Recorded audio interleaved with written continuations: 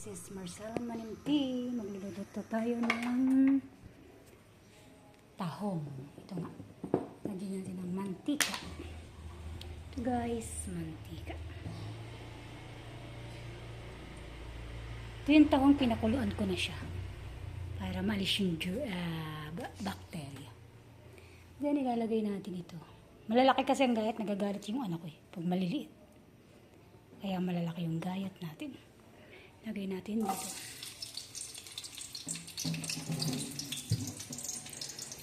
Tapos ihuhulog natin ang kamatis. Ginayat ko na siya. Mga 1, 2, 3, 4, 4 na kamatis. Sa ganitong karaming tahong ni Marcela. Lagyan natin ang oil. Bus na eh. Yan na guys. Tingnan natin ang susunod na hakbang. Talabsik ito eh. May tubig-tubig. Mas gusto ko magluto dito sa kawaling ito. Kesa sa yung magagandang kawali. Mas komodo guys magluto sa kawali. Pinoy na kawali. Okay guys. Kasi kaya ayaw kong kumain yung pasulak lang. Pasumatansya natin. Yan ilagay natin to.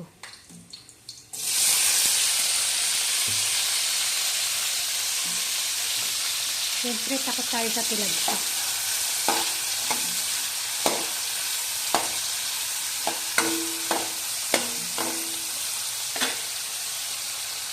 Kukuha nga pala akong malunggay. Nalagyan ko ito ng malunggay. Sa finished product nyo na makikita. Ayan. Naalisan ko ng buto yung kamatis kasi iwas sakit sa bato. Ayan guys. Then ihuhulog na natin. Ito. Ganun kadali.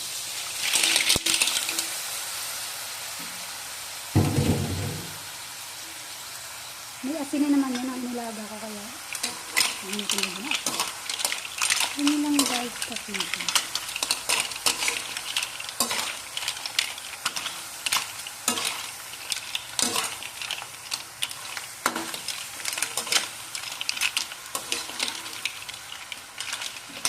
Ito lang 120 lang ito. Kayang-kaya mo.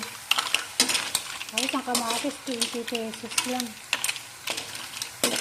Ang luya, ano lang, 10 lang. 10 lang yung maliit. May luya kasi siya para alis ano. Nalagyan ko pa siya ng malunggay. Ako later na. Sayang. Okay, thank you for watching. Bye!